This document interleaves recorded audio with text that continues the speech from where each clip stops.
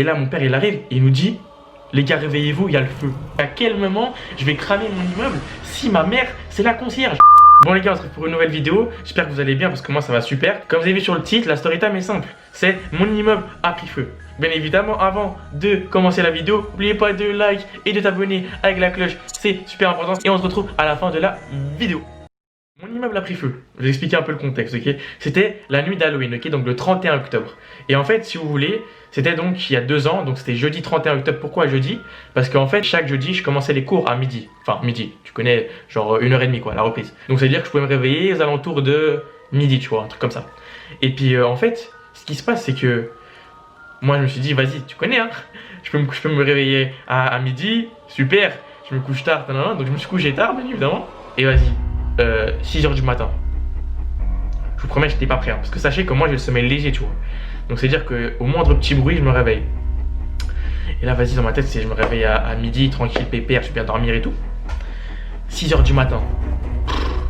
Je vois la porte, elle s'ouvre. Ok. Je vois, c'est mon père. Je vous promets. J'étais dans mon lit, hein. J'étais tellement vénère. Je lui ai dit, papa, tu fais quoi? Parce que ma tête c'était ouais, il va me réveiller pour l'école, tu vois. Alors que non, pas du tout. Je peux me réveiller à midi, tu vois. Et là, il arrive comme ça, il rentre dans la chambre, il fait, oh les gars, réveillez-vous, il y a le feu. Je vous promets, j'étais sur mon lit quand il a dit ça. Il n'y avait pas de papa, j'ai démarré, il y a de merci papa, qu'est-ce qu'on fait? Tu vois, tu es l'homme de la situation. Donc vas-y, moi j'arrive et tout. Et il nous dit, ouais, on va tous au salon. Donc il réveille ma soeur, ma mère. Mon frère et moi, parce que mon père en fait il était réveillé pour aller au travail, tu vois, donc on a eu de la chance. Et on va au salon, déjà ma soeur, giga trouillarde, mais elle commençait à bader et tout, tu vois. On entend des bruits de pneus exploser le matin, donc tout le quartier, le garage, si tu veux, parce qu'en fait au départ du feu, c'était au garage, ok. Et le garage contient, c'est un garage pour 3 immeubles, donc c'est-à-dire que 3 immeubles ont vécu cet incendie. Donc 3 immeubles étaient un peu en crise, tu vois. Et nous on va au salon, tac, ma soeur toute paniquée et tout, ma mère aussi, tu vois. Et puis là on entend les pompiers à 6h du matin, parce que tu sais, tu vois, il y a tout le monde qui dormait, tu vois, 6h du matin. Il y a certaines personnes qui se réveillent, mais il y a encore des personnes qui dorment. Et on entendait les pompiers, mais moi j'habite au premier, tu vois. 5e étage, j'entends les pompiers, taper à la porte fort et tout, réveillez-vous, et là après les pompiers rentrent enfin, toquent à notre porte, tu vois.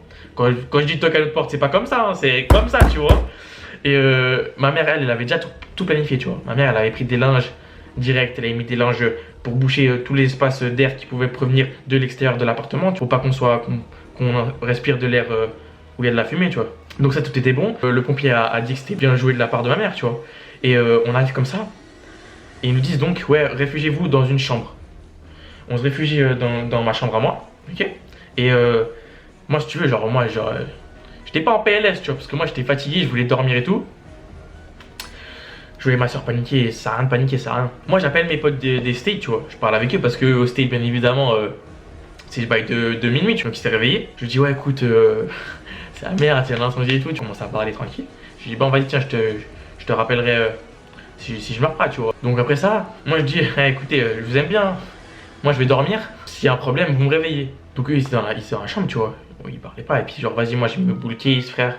Je voulais dormir dans ma tête. C'était, je dors. J'ai mis ma couette sur ma tête pour voir que du noir. Parce que, comme je l'ai dit, je suis grave sensible à la lumière, au bruit, tu vois. Donc, c'est pour ça que je dors avec des boules case. Et puis, là, maintenant, vu qu'il y avait, à cette période-là, il y avait mes parents dans la chambre et tout, tu vois. Donc, je me suis mis sur la couette. Je me suis endormi. Eux, après, ils sont partis, en fait. Parce que, à la fin de l'incendie, et quand ils sont calmés, chacun devait aller faire un test. Voir en dehors de l'immeuble, il y avait l'ambulance, les médecins et tout. Mais évidemment, moi, je l'ai pas fait. Parce que j'étais en train de dormir. Et je me réveille, je me suis couché vers quoi, il était 7h, un truc comme ça. Je me réveille vers 11h30, tu vois. L'ambiance est phénoménale. Je me réveille de ma chambre, tu vois. Les murs étaient blancs, ok, intacts. Je sors de ma chambre, je vois. Il y avait plein de poussière partout et tout. Je dis, ouah, c'est quoi ça? Il y avait un gars dans la cuisine, ma mère qui était dans la cuisine. Je dis, waouh. Je te jure, c'était le bordel, le parterre, carrelage tout noir et tout. J'ai mangé comme si de rien n'était, tu vois. Genre, vraiment, j'ai vécu ma meilleure vie. Et ensuite, je vais voir un peu ce qui est de l'extérieur, tu vois. Parce que vas-y, je vois de l'intérieur, je me dis, ouais, c'est encore plus grave de l'extérieur. Vous êtes pas prêts. J'ouvre la porte de chez moi, ok. Normalement, mes allées, c'est tout blanc, tu vois, c'est propre. Tout noir. Quand je vous dis tout noir, c'est qu'il y avait de la fumée noire partout. C'est-à-dire que les allées, c'était noir. Toutes les allées étaient noires. Le parterre était noir. C'est-à-dire que mes chaussures, quand je marchais, ça faisait des traces. Quand je me mouchais, il y avait de la fumée qui sortait du nez, tu vois. Après, bien évidemment, j'avais de la peine à respirer. Genre, je toussais beaucoup et tout, tu vois, pour un peu essayer de ressortir cette fumée qui était rentrée en moi. Et vas-y, la vie, je te jure, c'était grave marrant. Mais attendez, le pire, c'est pas ça. C'est que moi, comme je l'ai dit, je sors de chez moi, donc j'ouvre la porte, tac. Je vois, tout est noir, tout est dégueulasse, plein de fumée, ok. Je descends, hop là. Je vois, vous savez, toute la mousse là qu'utilisent les flics pour éteindre le feu. Ben, il y avait ça partout aussi. J'arrive comme ça, tac, je sors de chez moi. Déjà, je vois, il y a plein de barricades. Plein de barricades, on dit comme ça. Je fais le tour un peu du quartier. Tu vois, il y a plein de pompiers, de policiers et tout, tu vois. Donc moi, je me dis, vas-y, c'est grave chaud, tu vois. Vraiment, c'était chaud. Et j'arrive, moi, je vais vers un flic. Je lui dis, écoutez, vous avez des nouvelles de qui c'est qui a fait ça et tout. Genre, j'aimerais bien savoir un peu s'ils ont des nouvelles par rapport à ça, tu vois, parce qu'ils ont quand même brûlé notre immeuble, des trucs comme ça. Genre, ça se fait pas. Surtout qu'on a perdu notre voiture. Ma voiture, on l'a perdue, on a acheté une nouvelle, tu vois. Ma moto à moi et les scooters, on a dû les nettoyer et tout, ça a pris cher. Beaucoup de dégâts matériels. Donc je dis aux flics, ouais, ça se passe comment, vous avez des nouvelles et tout. Et puis déjà, c'est un flic municipal, tu vois. Et le gars, il faisait trop le gars, oh ça m'énerve. Je vous promets, les policiers qui font trop les gars, c'est trop, s'il vous plaît. Genre, vous faites plus comme moi, vous faites quelqu'un comme moi. À quel moment vous permettez d'être au-dessus de moi, tu vois, avec n'importe quelle personne, tu vois, on est tous similaires, on est tous pareils. Et puis, je lui pose des questions, comme j'ai dit, et là, le gars, il commence à me rentrer dedans, mais genre sec, hein, qui fait, ouais, pourquoi vous demandez des informations comme ça, tanana. Je fais, ouais, bah, je sais pas, mon immeuble, il a pris feu, je pense que c'est normal que je prenne des informations, tu vois.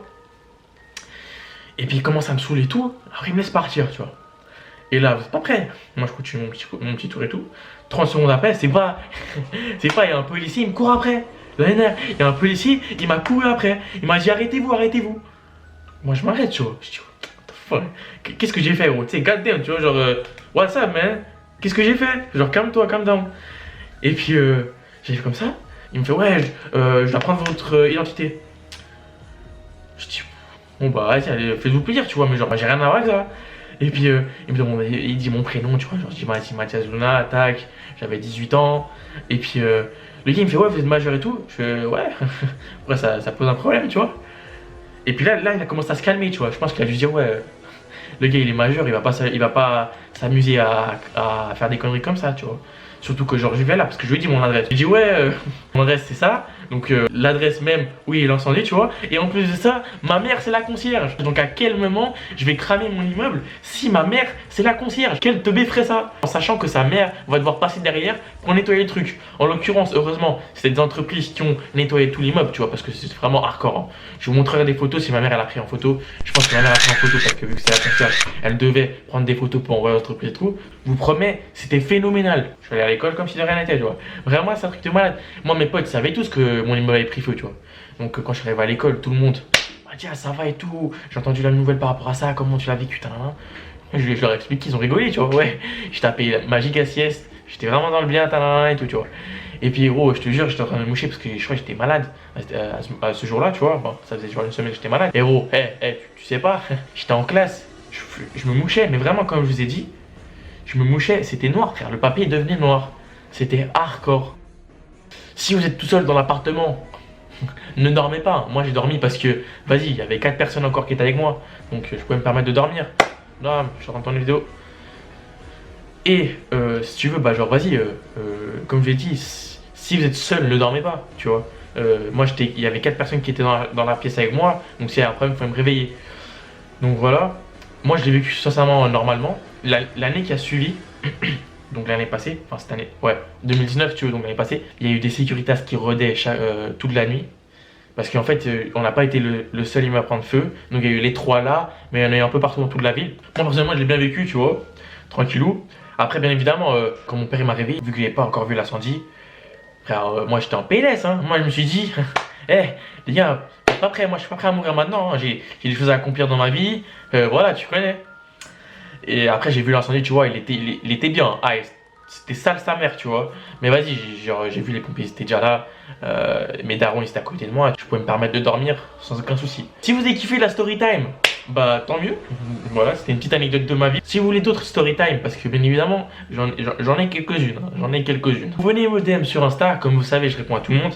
Et ou en commentaire juste en bas de cette vidéo, bien évidemment. N'oubliez pas aussi de like, partager, commenter. Bah commenter, bah, je viens de vous le dire, tu vois. Et de t'abonner avec la cloche, c'est super important. Et on se retrouve pour une nouvelle vidéo. Et ça sera samedi. Non. Oui, non. Non. Ça sera mercredi prochain. Soyez à l'affût. Et on vous aime. Enfin, je vous aime plutôt.